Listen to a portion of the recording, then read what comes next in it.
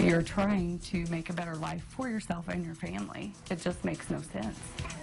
Working families looking for help from the state to pay for daycare are running out of luck. It's been called one of the most successful state programs helping parents go to work or school.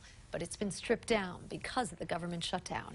WCIA3's Capitol Bureau Chief Matt Porter live in our Capitol newsroom tonight. So Matt, what are the changes to this program? Well, thousands of families in Illinois depend on this program, Jennifer. It helps parents go to school or work without breaking the bank on daycare. But as of July 1st, the restrictions for new parents is making it impossible for most of them to qualify. What is that? Meet 3-month-old Paxton. His mom, who's asked to remain anonymous, works part-time for minimum wage. Now, Paxton would have qualified for state aid for daycare in June, but not in July, something that surprised Paxton's working grandmother. She has to be able to work in order to support her son, and she can't spend her whole paycheck on daycare. Governor Bruce Rauner drastically lowered the income requirements beginning in July when the state began operating without a budget. For a single parent, the maximum income dropped by more than 70%.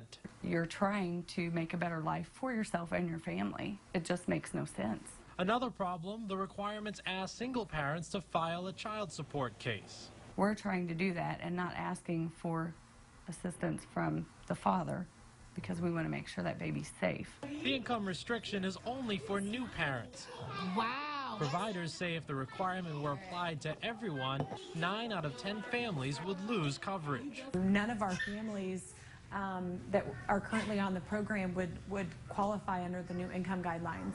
The governor's office says changes needed to be made due to years of bad budgeting.